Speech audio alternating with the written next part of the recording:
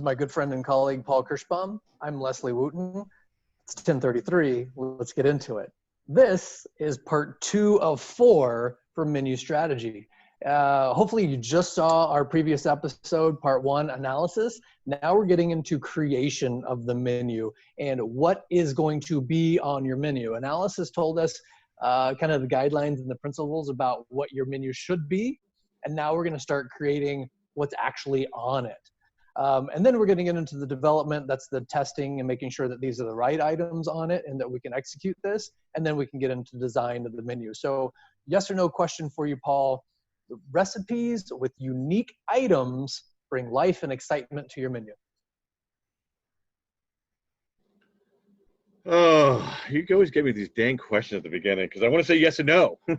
Yeah, I mean, that's my goal. Sometimes right? it's just a great, yes. I mean, it's not that I wouldn't say you wanted that. It's back to the 80-20 again. It's, that's a 20%.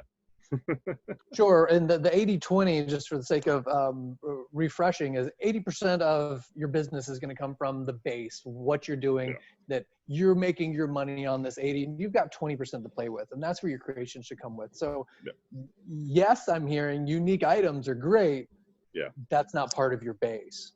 So yeah, I mean, it's great to have unique items and see, you have to have them on your menu. You don't have to have them on your menu.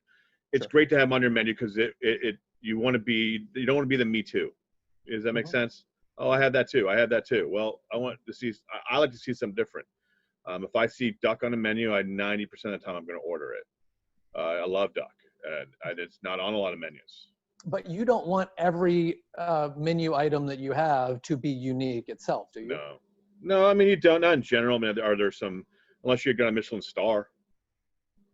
How many? That's like the 1%. It's not smaller. Those high-end restaurants that can do that on a daily basis, but that takes a whole different skill level. Yeah. So and that's not who we're talking about in general. No. So how much of the menu creation is a guessing game if you don't have a completed menu yet? I mean, if you've done your due diligence on demographic, analysis, it's not much of a guessing game. You kind of know what is working and what is not. And if you're looking at your social media and you're looking at your guest feedback, you're looking at your core products, you're looking at what your stars are and where your plow horses, they're not the greatest margin, the greatest, food costs. They're not the most popular thing on the menu, but you can't get rid of them because they're a staple. One of those things. You need to look at those and just make sure, analyze them, make sure they're still on point. And then you can start being a little creative on the 20%, I say, or usually sometimes 10, sometimes 5, but you want to keep it new and fresh. You have to stay up. People want to see this stuff. They want to see change a little bit, but they don't want to see their favorite things go. You're not going to make everybody happy either, but you need to have a little bit of creativity on that menu and I like to call those buzzwords. People love to hear them. So really teaming up with somebody who has a lot of experience in this field, someone like you, really comes in handy to be able to read through the analysis that you do to determine what stays, what goes, what you need, what you should have had, what you should have never had, and what's working out. And none of that sounds to me like what you liked or didn't like, or what the owner's wife likes or doesn't like. It's a bane of my existence. People are very trigger happy on things about, probably shouldn't use that word, but things, I had this on vacation. I love this, and this, you need to be cognizant of, customer dining trends, and you need to be very on top of, menu trends, item trends, jackfruit was big. And then all the, there's, what was it last year that everybody loved? Banh mi's. I mean, I think you go to an Italian restaurant, I felt like I was getting a banh mi. Though I had the best one I ever had this morning from an Asian market. I literally have to say that. The banh mi's back? I'm gonna send you a picture of I was like, what is that? Like, it's banh mi. I was kind of like slumped. He goes, no, you need to try this. And I go, okay. And I ate them like the bread. Anyway, so you need to, but you were aware they make banh mi. I know, but menu trends are important as long as it fits your brand. That's kind of what I'm getting at. Is like, it is important. You need to know what's trendy, what's staying on trend. But a lot of time, when the trend gets to you, you're usually too late. So, you know, where do those trends come from? I'll ask you that. I have my opinion, but where do you think these trends come from? I would hope menu analysis, like people communicating and talking and determining, hey, what's selling well there, what's selling well there. But I'm going to go with a realistic answer of somebody on vacation tried something, is like, I'm going to do that at home. Yeah. I mean, and this is the thing, is most of the time trends do not come from menu analysis. Most of the time trends come from brand new restaurants, 1 to 2 years old, right? They're trying to be on the cutting edge and do something different. Now, do a lot of them fail? Yes, but they're doing something that was different, and that turns into a trend. Now, when it gets to me, when it gets to me or an establishment, that's when the analysis has already happened. Where I was like, all right, we realized we can the food, the margin's great, people like it, popular, and it sells. Because if it doesn't do those things, then it will fizzle out at the bottom level. Right. So we're talking about having a unique item, or even an item on your menu that has a unique ingredient that is only used for that one item. What are the cons of having something on your menu that is the only thing on your menu that uses truffle oil? I don't know. Take it off. Take Why? it off. Don't do it. Why? What's the con? Why? If I you agree with you. Take it off. If you can't cross utilize, then you're it's bringing one line item, we call it one line item for one menu item, or one menu, you know, recipe. To me is not the way to go about it. And you know, I talk a lot. There's a lot of different strategies out there on menus. You know, how do we make money more here? How do we, you know, placement's important. You know, people seldom talk about the menu anchor, which is one of my favorite strategies. It doesn't always work, but it works for the right place. You know, a menu anchor is something that's kind of like a very high priced item on your menu to kind of make everything look a little cheaper. Okay. But that item is not a separate one line item thing. I'll give you an example. A double jumbo lobster roll. Okay. That's like $50. It's like $50 for that, right? $40 for that. Well, you see that, then you look at a lobster roll that's between $22 to $30. It doesn't seem as much. Right. So it's almost like a psychological thing that people use, and it's a great idea. But you're not adding more lobster. You know what I mean? You're adding more lobster to the menu item, but it's not affecting anything to do with, you know, you wasting product because it sits around all day long. Because if you have one line item, if it's disposable, I mean, you're losing money. I think that's one of the biggest issues with trends and the spike in business is you have one thing that's selling so well. You're like, oh, I'm going to go to the bank on this. I'm like, you're going to go to the bank on this for a week. And then you're going to order twice as many for the next week. And everyone who wanted it already got it. They're not coming back. You rode the wave, but now you have that line item. You have that unique ingredient that's in your kitchen, in your freezers, in your coolers, taking up space. And you're not using it unless that trend continues, which it's trend. I hope that's not what you built your business around.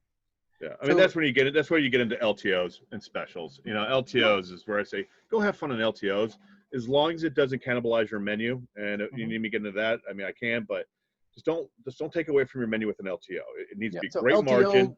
LTO limited time offer.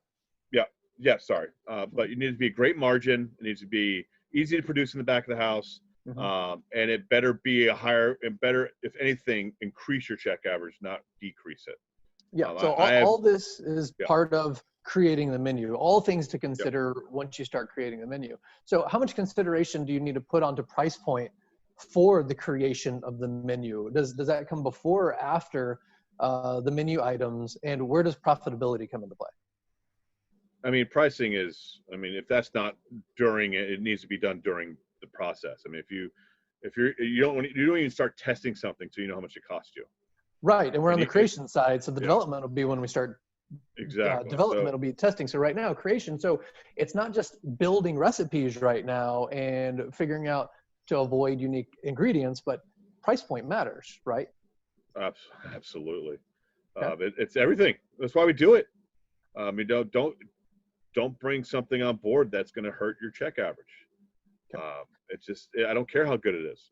It doesn't matter. I mean, if it's going to reduce your check average and the costing is terrible on it, or if there's a lot of waste on it, food costs might be great, but hey, if the product only shelf-stable for 2 days and you're throwing out, Hmm. so a pound of it a week, that's a lot of money. You have to build that in somewhere.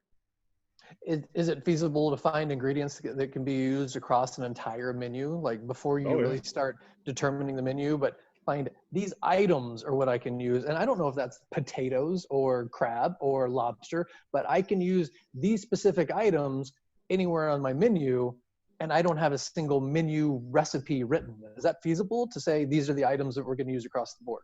Absolutely. I mean, I think what we're dealing with right now, the end of COVID, and I don't know what's going to happen. I don't know all the trends, but if I did, I'd be printing money. Right. But I can be very blunt with you. That's where this industry is going. It's less menu items. Well, it was already starting to go that way anyway, but Mhm. less menu items and creativity. During this time, chefs have gotten really creative and innovation with using items in different ways and still keeping to their brand, but you need less things in house because with transportation and trying to get stuff. I mean, anybody that's in the restaurant business right now knows that it's hard to get stuff. That's why they're using different purveyors, because some people get this, and it's not even the distribution's fault. It's just they're not even getting it.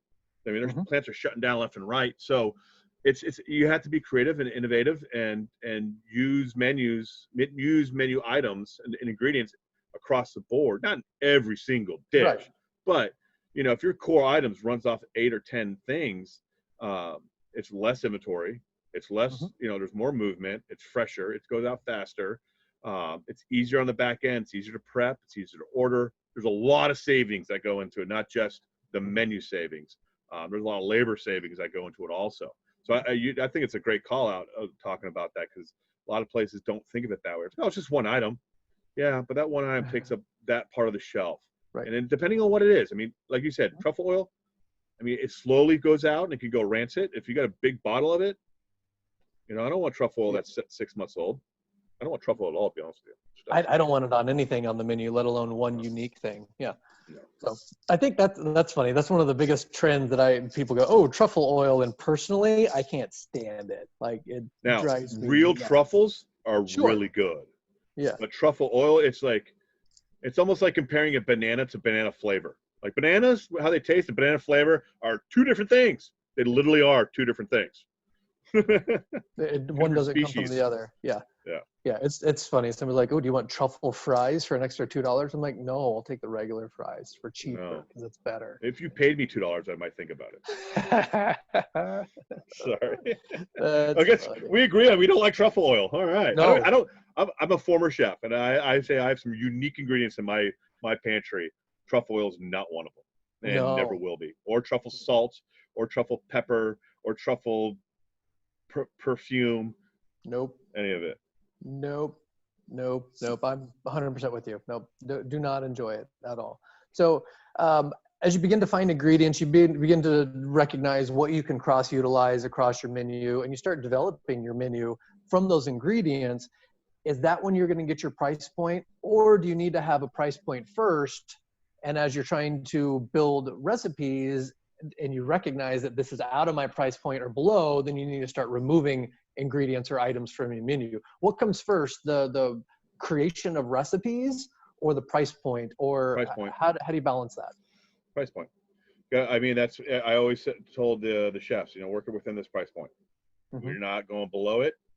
I'll talk to you if you want to go over it. I mean, I'll discuss it. If it's one item and like we're saying, we're using it for an anchor, and we're cross utilizing that COP or the center plate or the protein or whatever it is, I'm open to it. I think that's where the development we get into development. That's where that probably more lies. But really, before we get into the development phase, I need to know the cost of something. I'm not if a junior sous chef or a junior chef line cook wants to run a special, the first thing I ask them is how much does the food cost and what's the margin. Yeah. I don't even ask what the price is because it better be within the price point. That is almost a non-negotiable. If I'm not going to run a special for $7.99. Our price point for lunch is $15. We do not want to lose that by running something below that average. So you have to take that into consideration first. I don't care how good it is or how trendy it is. I'm with you. I had a great meeting one time when we were looking to recreate culture, recreate business direction for an entire business. It was a complete mindset shift of which way we were going, and hired a project manager who had done this over and over for a lot of different companies. In fact, became a real good friend of mine. Fun fact, you know, in fast food restaurants where they got that little butter wheel that you put toast on? Yeah. Yeah, he made that. So Really? yeah, he's like, oh, we I've made had it in my for restaurant. efficiencies in the kitchen. So he was all about efficiencies and That's creating awesome. things. I like And him already. yeah, he was great. And he came into this project, and it took 2 years to complete. But he began the entire thing with a statement to everybody and said, we must be willing to sacrifice sacred cows. And what he meant by that is anything that you're holding on to or anything that you feel like is the base, is the rule, like, oh, we could never get rid of this, that might be one of the first things that we have to get rid of. Because my point in that analogy of you must be willing to sacrifice a sacred cow is you cannot allow a single item, maybe it's mom's famous meatloaf or a secret family recipe, whatever it is, whatever you think is building your menu, you cannot let that item or ingredient, whatever it is, stay on the menu if it defeats every point you're trying to implement with your menu. Absolutely. I mean, he's completely right. It's not easy. No, It's better. no. It's easier said than done. And as long as it does not fall into a star or a plow horse, I would agree with it. Now, So define that right now. What is a star? What is a plow horse? all right. So star is great margin, great food cost, very popular, great sales. Mm-hmm. A plow horse is like in between, and then you have the puzzles and then the dogs. The puzzles are great margin, great food cost, but not popular, and then the dogs are bad and bad. So the plow horse is like, it's not the greatest margin and food cost, but it falls within our limits. Mm-hmm. And then it is not the most popular thing, but it is a big driver, and we sell a lot of them, you know. Mm-hmm. So it might be not the highest, it might not be the highest cost item. It might be, you know, if your check average is $15, it might be right at 15, but you sell Mm-hmm. a jackload of them. You know, you don't want to get rid of that. That's kind of like, that's your drivers, that's your plow horse, you know. But as long as it doesn't fall into the stars of plow horse, and even if it doesn't, I mean, if that's where you want to go, but I personally would not take it off right away. It might be a slow phase. And I think that's the point of, you can't be so blinded by something that the owner's wife had on vacation in Aspen to stay on the menu because the owner loves it. Yeah. Because it doesn't fit into those categories, and whether those categories are based on analysis or price point or plow horse or star, as long as it doesn't fit into that, you have to be willing to remove it from your menu or alter it to fit. What about veto vote? From internal vote? No, we have, you know, and that's something we talk about. It's kind of like that, the veto vote. You know, if you have especially this usually for lunch places, but Mm-hmm. you know, there's usually something on the menu, and it's there because you don't want, you know, you kind of need it there, and a lot of it's like the salads. Because usually there's like, if for like a lunch place that's in a like let's say you're in the financial area, and people go to lunch in groups, and the one person's like, well, I'm not going there, they don't have a chicken sandwich. Well, I'm not going there because they don't have this and this, you know, don't have this, this, and this. So if you're an Italian place, you're gonna have, you know, Alfredo. You might not want it there, and it might be not the best thing in the world. It might not, you know, it might fall into that plow horse thing, and it's a veto vote. It's like, so people will come in, and I mean, that's more in corporate, but it trickles down into almost every single pub has a veggie burger. I guarantee that veggie burger is the lowest sales on their menu, but they don't get rid of it. Why? Sure. Because the veto vote theory. Might that be like kids menu, or making sure that you have something on there for kids? Yes.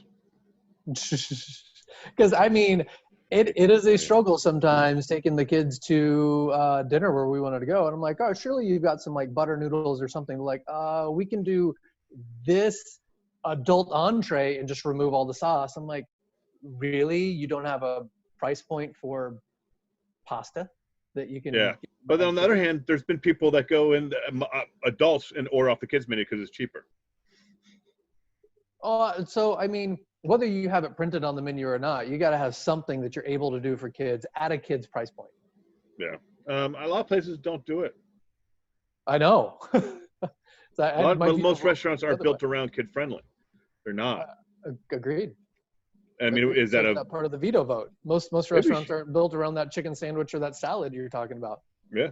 Well, I mean, let's do a episode on kids menu. I'm serious. Oh, I'm down. Yeah. All right. I'll put that in the notes. So, how many times have you thought you had the right item on the menu? It met all the criteria. It passed all the analysis. The creation was fun, and the development worked out, and it's the worst seller. More times than not. Oh, really? Oh, yeah. Is that something you just got to be prepared for? Yeah, and if it's back to the, did you do due diligence on does the customer want it, or is this what you want? Right. And if at the time you're saying, oh, the customer wants it, or this might be new, I'm thinking the customer like this. It's really, I loved it when I was here. I'm like, did you? And I failed miserably on that stuff, and that's why I think I'm good at what I do. Is just I made all the mistakes. I'm trying to think of one off the top, but actually, yeah, it was for I was working for a gastropub, and it was duck, and I mean there was some cool stuff on the menu, so I was like, I can get away with this. No, and not only could I not get away with it, the kitchen couldn't produce it, couldn't execute it, the staff couldn't explain it, and the customer was like, it's good, but it's not worth what I'm paying. So I had to the one I encountered was steak. Like we thought for sure we were setting up what was going to be like a golf club, a finer dining scenario. We had a pretty sweet bar. We had gaming in the back, and we had these expensive steaks on it. Nobody ever bought the steaks. Everybody came in for beer, wings. They only ordered off the appetizers because they wanted small snack foods, because we completely missed the point, and it was not fine dining. People came in and bought the cheapest things by the tons. And I bet the steaks were good though. They were extremely good. That friend of ours that we talk about was making them. Yeah. Yeah. And you're gonna miss, and that's okay. It's being able to pivot. Don't beat yourself up if something doesn't work. That's okay. That's you should be doing these menus at least twice a year, preferably quarterly. To keep it fresh and keep it going. I'm not saying a whole menu redesign. I'm just saying you look at, you got your core products, you just double check them, make sure the costing is right. But during the creation part of it, look at some new stuff and try. I mean, it's okay to try new stuff. It's okay to fail at it, because if you're not losing your 80% core products, what's the real hurt? You can try something new next time. People take it way too personally, and they sometimes overthink it. Not on the analytics part. You need to do the analytics part, but they overthink on the creation part. Right. And how quickly must you be willing to change that menu when you realize that something doesn't fit into your analytics? Fast. You need to be able to pivot quarterly, at least. I mean, if people want it, they expect it now. They don't like change, but they like new menus. I mean, don't take my things off. But don't touch touch my calamari, I'll stab you. I mean, I get it. You touch my favorite wing sauce, I don't like it. But your goal, if you have a guy like me that comes in, you know how much I eat wings. I'm surprised I'm not shaped one. Anyhow, but you can entice me to spend. Don't even get started on jumbo wings. You are a bad person, Leslie. Anyway, but if you knew that, hey, I know my customer, he loves to eat wings, it's great, but you threw on some duck wings or some duck entree, and I saw that, I'd be like, ooh, yay, and I'd go after that, because I'm still coming anyway. So that's why I say, when you do add stuff, make sure that you keep that range in mind. Don't make it below your check average, make it above your check average, and have some fun with it. And that's that bottom 20%, you should be having fun all day long. But you better know that top 80 is spot on. That better be a well-oiled machine. It better be cost. It better be margin. It better be production. It better be training. It better be everybody knows how to do it, talk about it, cook it, and it is consistent all the time. The bottom 20 is where you can go have a lot of fun. So this is the creation of the menu. We've been talking about avoiding, as much as you can, unique ingredients that are going to take up room on your shelf. It might be a spike or a flash in the pan, a quick unique fad that is selling, but over time it's not going to be the biggest seller.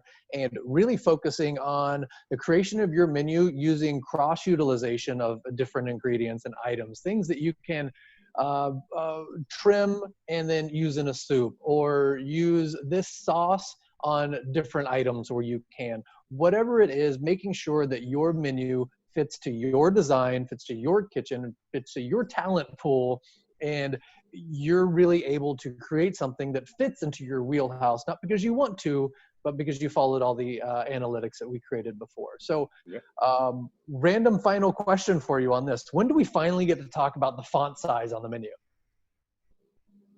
We got a couple more. We got a little bit of time to that. Got it. We could design. And All I right. think everything should be in Comic Sans in pink. All right, I'm definitely part of that conversation. And my point of that was that I know so many people are like, oh, but the menu design.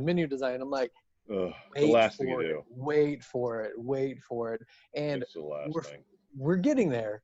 We're getting there. And if you want the right menu for your establishment, you've got to build the strong base. And that's what we're really trying to talk about. That base must be founded on your menu strategy and the numbers that you derive from your menu analysis, and then the recipes and the ingredients that you're putting into your menu creation. And that's what we've been working on here. So hopefully there's enough in this quick conversation to get anyone listening started. If not, reach out. We're happy to expand on what we've said. Send us a comment. We'd love to help. We'd love to hear about your thoughts on anything we've said as well. Leave us a comment. Be sure to subscribe to the channel. Show some love. Any final thoughts, Paul? I'd say the only thing I would add would be, kind of look forward and look at the consumer dining trends. A lot of people are eating off premise, and obviously with COVID to go, and make sure that when you think about this part, you think about how it travels. Think about the packaging it goes in. Think about what you have on and what you would need. I think that's another little thought that just to pop in there. I think we could get deeper into that the next place, into the development side. But I definitely think needing to look at not just the menu and food trends, but also customer dining trends. Good teaser for the next episode. Stay tuned. We'll keep coming back with more strategies and insights to help improve your operations. Thank you so much. Thank you.